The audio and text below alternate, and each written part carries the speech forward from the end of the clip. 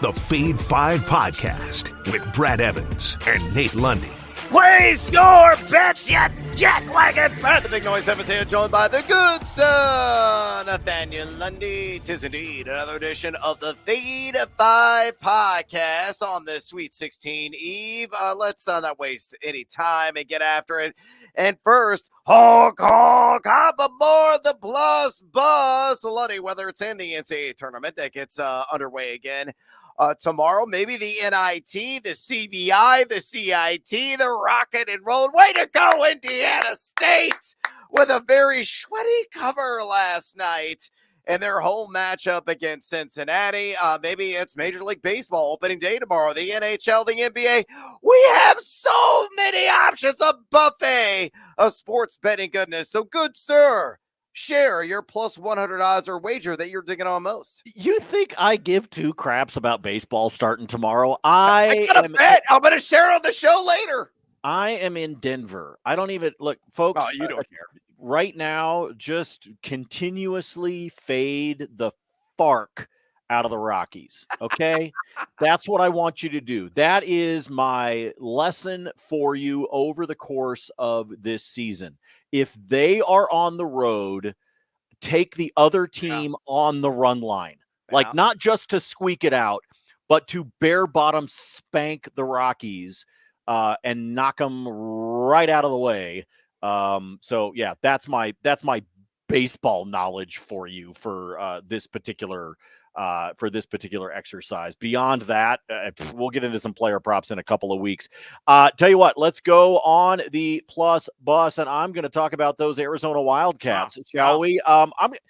I think the fact that I can take plus odds on this in the final farewell of the Pac-12, do I think that maybe a Pac-12 team finally shows up for the tournament and decides to look good?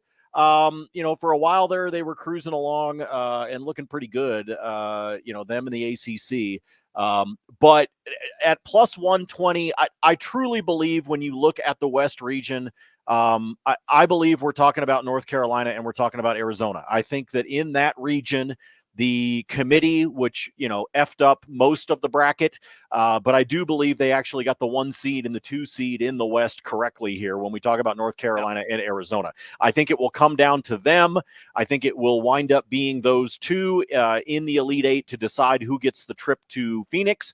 And with that in mind, at a plus 120, I will play that with Arizona. I do think it'll come down to those two, and I think Arizona's got just enough to make it so that if it is those two, I don't know. I'm projecting way ahead, Brad, but if it is that matchup in the Elite Eight, I might sprinkle a little money on that game to go to overtime. I like that call quite a bit. I wrote about this exact topic on thegamingjuice.com, and I sided with it with Arizona. Believe it or not, at plus 120, they are the chalk as the number 2 seed in that region to represent in Glendale, Arizona. Speaking of that representation down in the desert, how about Purdue to do the same damn thing? I cannot believe Lundy as the number 1 seed. It's plus 170 for them to get to the Final Four, available at FanDuel Sportsbook. Yes, they haven't been tested yet. They exercised some demons against the number 16 seed in Grambling State in the opening round. And oh my God, they opened up a can of whoop ass against Utah State really from start to finish. And I think that's going to continue against Gonzaga, a team they faced earlier this season in non-conference play, and they beat it by double figures. I think they're going to win yet again in the round of 16, and I think they're going to also win against either Creighton or Tennessee in the Elite Eight and reach the Sonoran Desert. It's more than Zach Edey. This team, again, because of Edey's ability to hold the ball up high, and it's way up there. He's 7'4", people. He reads, he recognizes, and he tosses the open shooter from outside, and the puppies are set, and they nail a lot of triples. They're shooting well north of 40% here in the month of March. Edey, of course, gobbles, he just chews up the offensive rebounds, a lot of those tip backs and windmill slam dunks as a putback as well. Excelling defensively. There are no weaknesses on paper right now for the Boilers, and I say, boiler up, baby! They're going to Arizona and Glendale and representing the Midwest region in the Final Four. Plus 170. Again, head scratching there, available at FanDuel. With those bets on the board, let's get after it with another edition of the Fade 5. Number 5. Oh, Lundy, what a quinky dink. Let's go ahead and fade your Colorado Rockies. And Lundy has no idea what I'm going to talk about on each and every one of these shows. He rarely looks at the scripts. So the fact that he's just like, fade the living dog shit out of Colorado. He already got inside my cranium, and I apologize to the psycho clowns that live inside of there, Lundy. But I like Zach Gallen, man. He's at home. He's taking on the not-so-fighting Pebbles of the Centennial State in the opening night matchup between the D-backs and the Rockies. And I say Gallen gets a dub at plus 125, available there at DraftKings. Generally speaking, I've had a lot of pitcher props and live in a land down under. First about 2 to 3 weeks of the season, usually guys got to ramp it up to get the necessary innings. I usually go well under a lot of strikeout props because of limitations. They're still, shaking off the dust and the rust of last year and just kind of building up to what they normally do in the regular season. But I think Gallen's going to go 5 strong. I think he's got to slam the door on Colorado, at least the bullpen will, to get the victory. Here are the necessary numbers that you need to know about Gallen from last year. At home at 102 innings pitched, he had a marvelous 2.47 ERA, 10.59 K per nine, 1.59 walks per nine. Extraordinary strikeout to walk split there. He had a sky-high 1.71 ground ball to fly ball ratio, so generating a ton of weak contact. And he was 12-3 at home. He only faced Colorado once, but of course he got the victory. And Lenny already mentioned it. Colorado was god-awful away from Denver last season, 650 OPS, and they were 22-59 on the road overall. And he's going against Kyle Freeland, who had a 5.13 road ERA last season. That's your ace, Colorado, allegedly. You're paying him way too much money. Kyle Freeland, awesome guy. Definitely, though, overpaid as a starting pitcher. So putting that all together, Lundy, I know where your head's at on this. Zach Gallen, I'm going to fill him up. I say he gets a dub in the opener against the Rockies, plus 125 at DraftKings. Pay to follow. You're gonna follow. Again, what did I tell you? If the Rockies are on the road, I seriously, I will play the run line on the opposition in basically every game this season. And I bet you if we tracked the money over the course of the season, we would come out ahead. And I might do that. I might actually create a tab on the spreadsheet that is posted up on Twitter, and we will just figure out what we can do if we do that against the Rockies over the course of the entire season. Now, here's what I will say, though, about Kyle Freeland. Unbelievably nice guy. Yeah. He is also a huge hockey fan. So I see him at the Avalanche games when it's not in season, or if the Rockies are at home and he's got a gap before his next start. I'll see him at Avs games sometimes. He's a huge hockey fan. And obviously he grew up here in Denver, so he's been an Avs fan his entire life. So I will say, I don't disagree. And Kyle, get that bag, brother. Take that money. Yeah, get the money, baby. But if Monfort is willing to pay you that much money, you might as well take it. But he's a great guy. Great guy. Absolutely. Just kick ass. Really nice guy. And a great guy to fade, right? Yeah, but he's going to lose when they open up the season. So take Zach Gallen and take the plus money. Oh, yeah. Pulverize those pebbles, Zach Gallen. Get another dub. Number 4. Numero Quattro here on the Fade 5. Let's go with the Sweet 16. And looking at the matchups there on Thursday, I'm going to live dangerously in the land down under on who? Alabama. Yeah, the high-flying Crimson Tide. Points total way too high, 87.5. Available right now, minus 115 juice there at DraftKings. I think this game is going to be slower pace than some people expect. Shot quality's got it projected in the low 80s. A lot of the number of sites that I follow all have it projected right around 80 for both these teams, and what should be a nip and tuck overall affair against North Carolina. Carolina's top 75 at adjusted tempo. Over the last 30 days, Alabama inside the top 10 in that category. So you might say, well, this is going to be like the Florida game against CU. First 102 wins But I say pump the brakes on that because Alabama, we saw it against Grand Canyon, and it just an absolutely chaotic game from start to finish. They do tend to have some of these lulls offensively. When you look and see what they have done here in the month of March, you're just number 165 in effective field goal percentage offense, Lundy. Over that span, yeah, they're netting 56% inside the arc, but they're shooting a lousy 29.6% outside of the arc. Subpar defensively, they are at number 75 in that category. And here's the key. What we notice about North Carolina, we've said ad nauseum this entire year. The Heels are leaning on defense, not necessarily offense. Armando Bacot is one of the best rim protectors in the game. They really get after you in terms of botting up and guarding the opposition. They've done a really good job, especially in the interior here in the month of March. Only giving up 43.9%. Now, you can beat them from outside. They're also yielding 36.2% from three. But this is a team that can play at variable paces. And if I'm Hubert Davis, you want to frustrate Alabama? Look at the tape against Grand Canyon. Slow them down the best to your ability.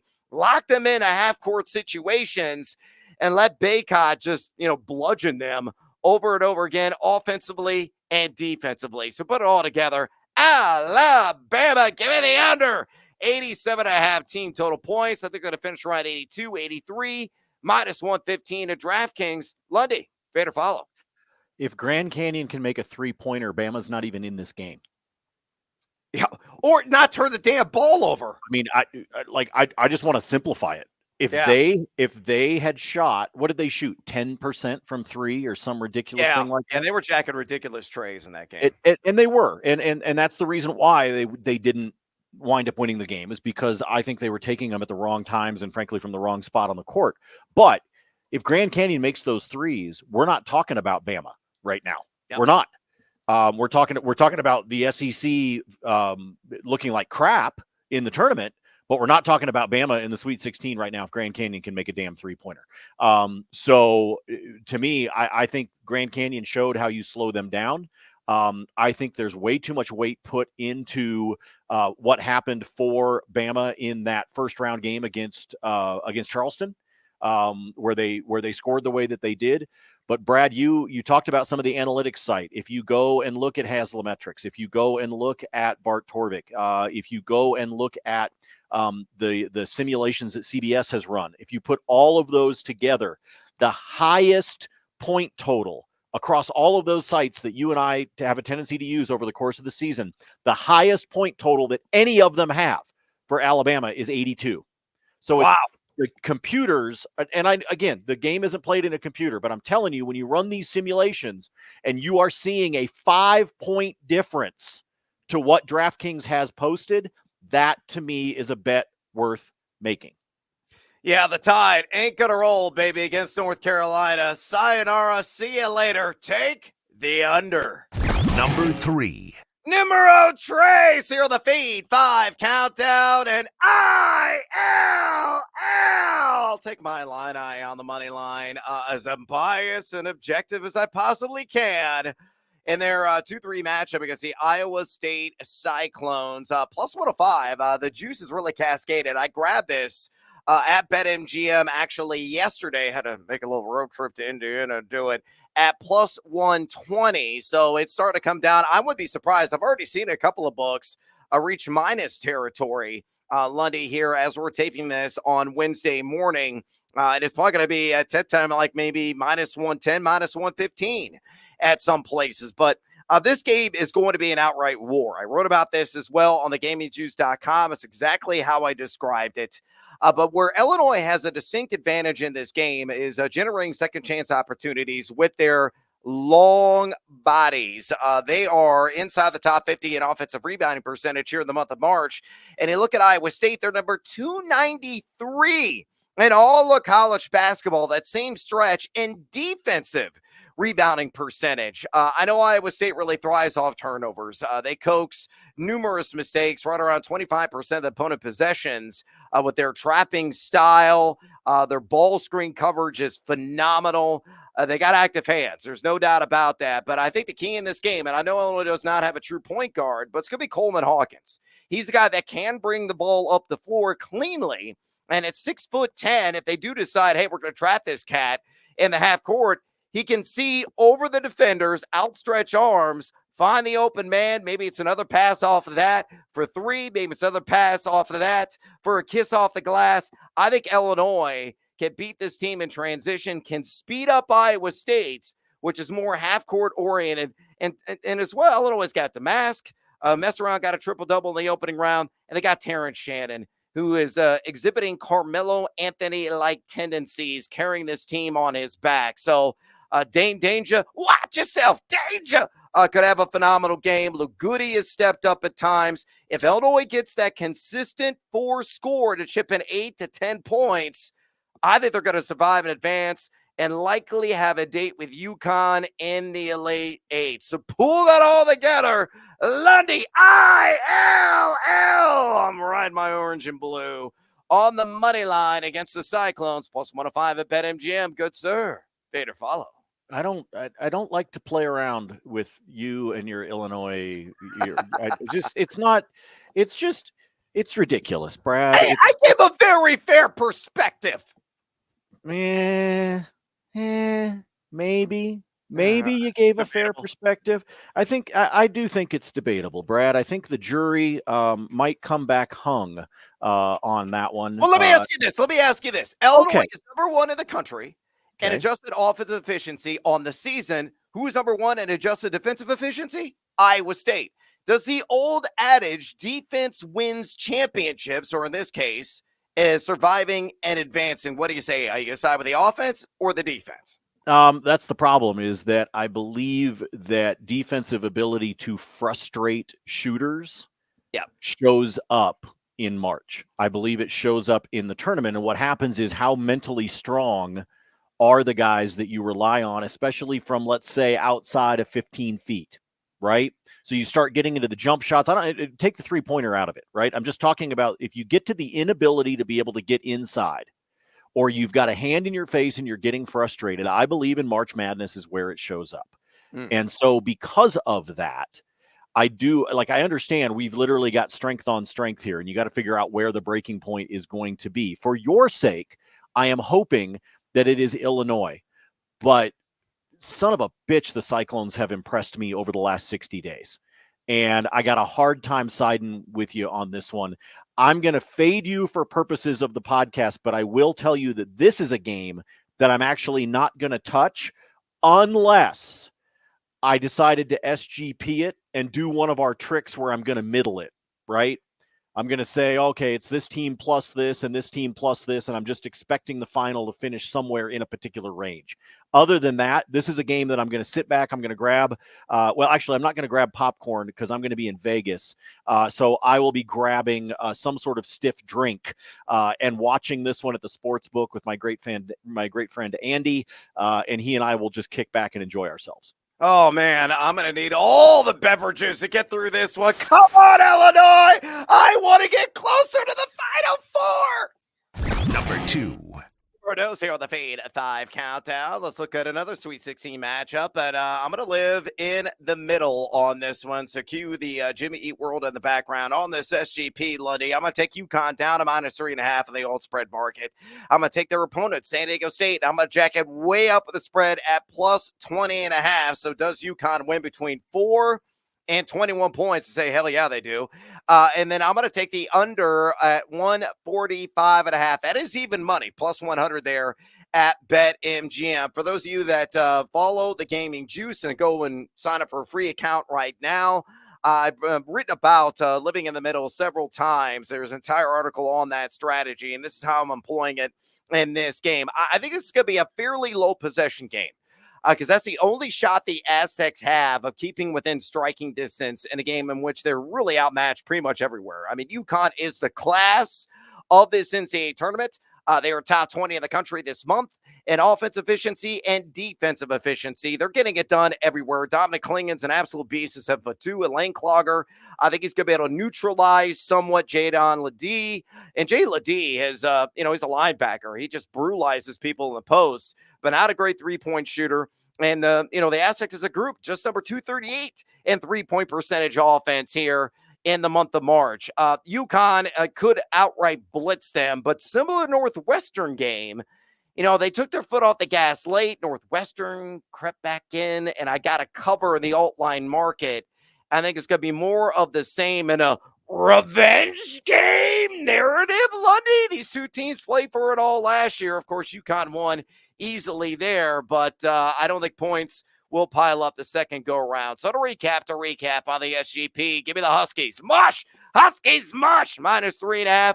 The Aztecs of San Diego State plus 20.5.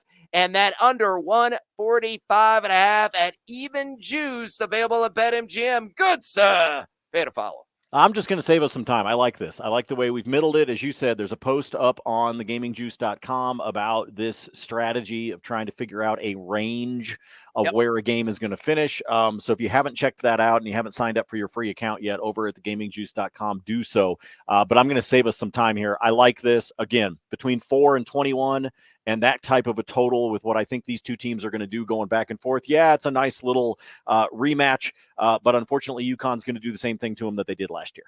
Oh, live in the middle, baby, with UConn and San Diego State. Number 1. Numero uno here with a feed at 5. Countdown my top play Thursday night in the Sweet 16. Let's do a little SGP, and let's talk about a team that Lundy tipped the show off with, and that is the Arizona Wildcats. They're going up in a cat fight in the West region, being played in Los Angeles. I'm going to take Arizona down a -8.5, and I'm going to take the over at 142.5 on the all total. You put those hands together. Oh, look at that. A very enticing plus 105 at BetMGM. Another game I did a quick pick on thegamingjuice.com. And you look at Arizona, and I agree with Lundy. I think they're going to represent the West region in the Final Four. And I already have a ticket open on them doing exactly that. I grabbed it at plus 150 earlier the week. At DraftKings, it's down to plus 120 at the various books. Still great value in my mind. But specific to this game, they are top 55 in the month of March at EFG offense and EFG defense. Where does Clemson rank comparatively in those two categories this month? 162 in offense and 132 in defense. I think Arizona's got the big bodies to really neutralize a heart and soul of this Tigers team, and that is P.J. Hall with Ballo and Johnson. And Caleb Love has been fantastic this NCAA tournament, a guy that's got a lot of veteran experience, and he is splishing and splashing from way downtown early and often. Pele Larson's been fantastic in his own right on both ends of the floor as the wing for Arizona. It doesn't matter the style of play in this game. Clemson would prefer living in the half court. Arizona would love to run, but Arizona can play at variable speeds and do so efficiently. So put all together, all this SGP, my top play on Thursday, Wildcats -3.5 and the over 142.5 plus 105 at BetMGM. Lundy, I know you already signed with the Arizona. Oh, yeah. End of this, but the total, fade or follow. Yeah, the total is one that I could totally see falling into another one of those ranges, and I don't like doing that. Like, I don't mind playing the middle game when it comes to the spread.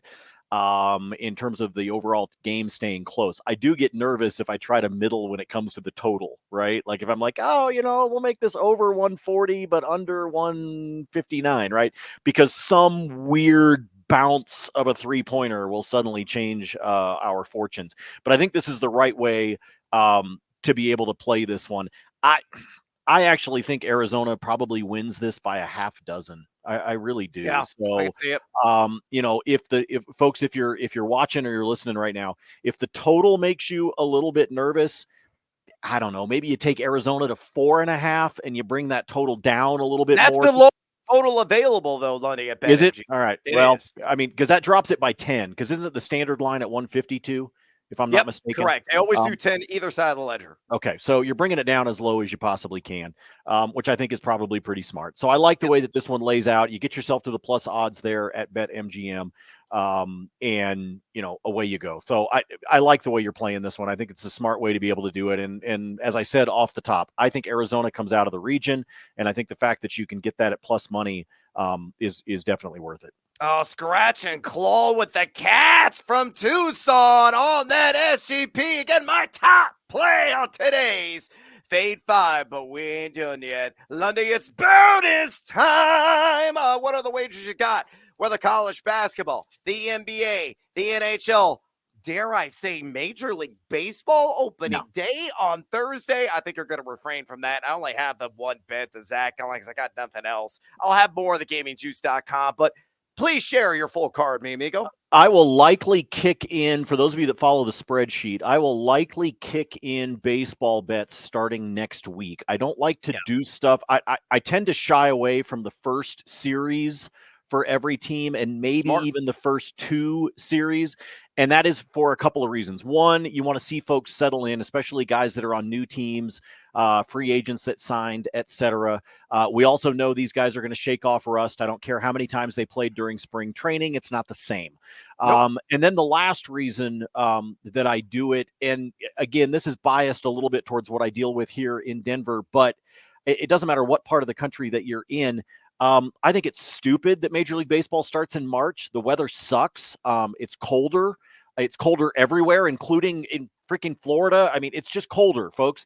And I think these guys are used to playing out in the sunshine, and they certainly just finished playing in the sunshine when it comes to their spring training. So I also believe that the weather at the beginning of the season being different the way that it is, the same thing that we wind up talking about, by the way, when we get to the end of September with the season. So I tend to shy away on the first couple of series. However, by the time we get to next week, I will start rocking and rolling when it comes to the spreadsheet. We were very profitable in Major League Baseball last summer, and we're going to try to do the exact same thing. I want to throw one thing out there for you, Brad. Just one. You already talked about Purdue making it to the Final Four. I told you that I like Arizona as well. If you were to go chalk in the other two regions and take Houston and UConn, not every site will let you do this, but over at ESPN Bet, if you think that the Final Four will wind up being Purdue, Arizona, Houston, and UConn, which this guy right here does, at ESPN Bet, that four-leg parlay is plus 1266. I just want to throw that out there. Because not every site will let you parlay the Final Four teams together. ESPN Bet will let you parlay them together. So if you think it's going to be those four that make it to Glendale, that is a hefty payday, folks, at plus 1266. Holy cow, that's a nice little parlay to throw $5 on and say F it.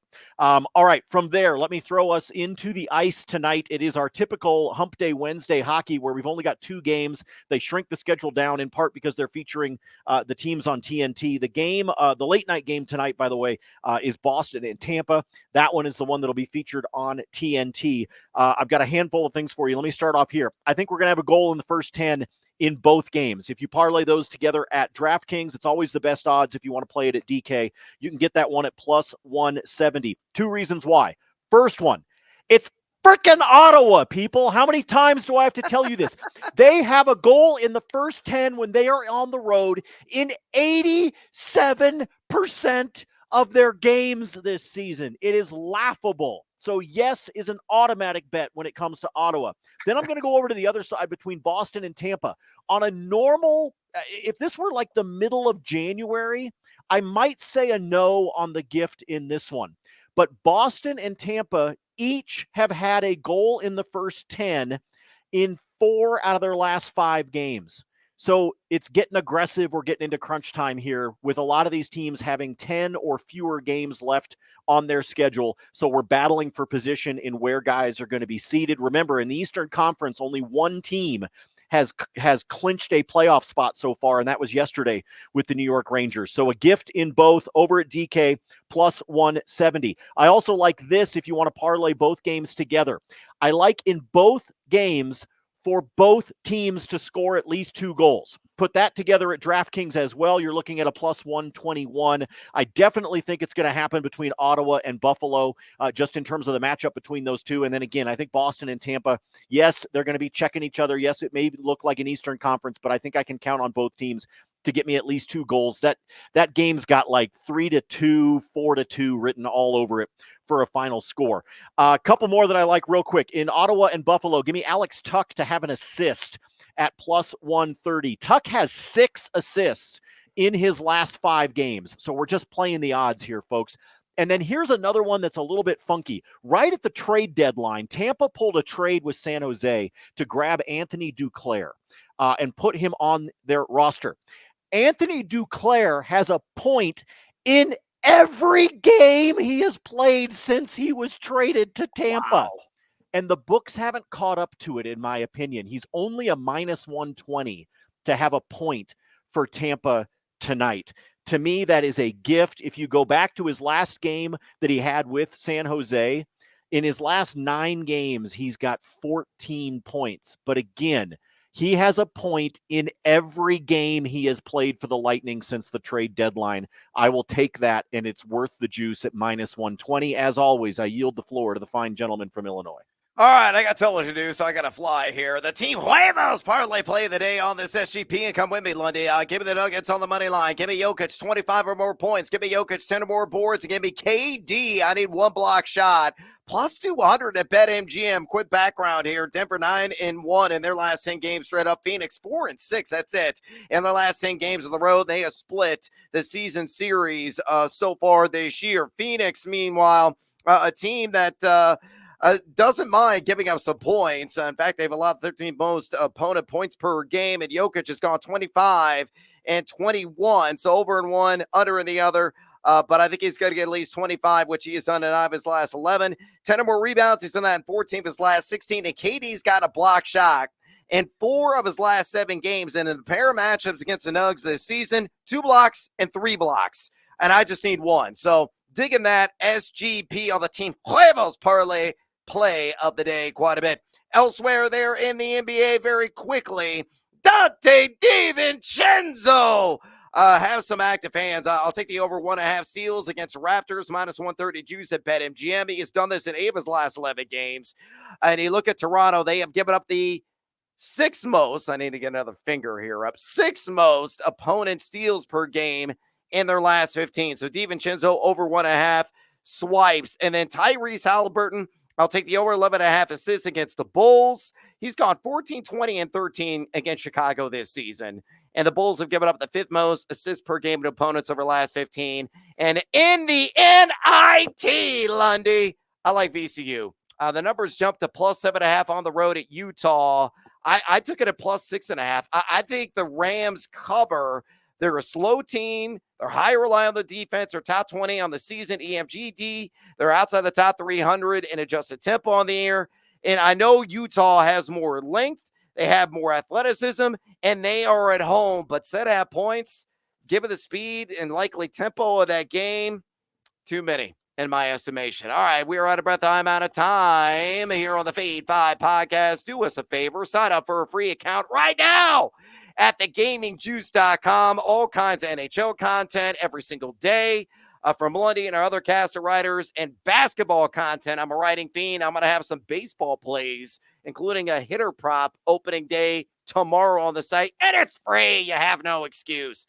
Drop us a rating and a review at your convenience, and follow us on the X or the Twitter at Noisy Huevos for me and at Nate Lundy for his handsomeness and for the sexiness that is Nathaniel Lundy. I'm Brad Evans. Until next time, as always, don't be me only, because he's going to be drunk in Vegas. Fade or follow. That is up to you.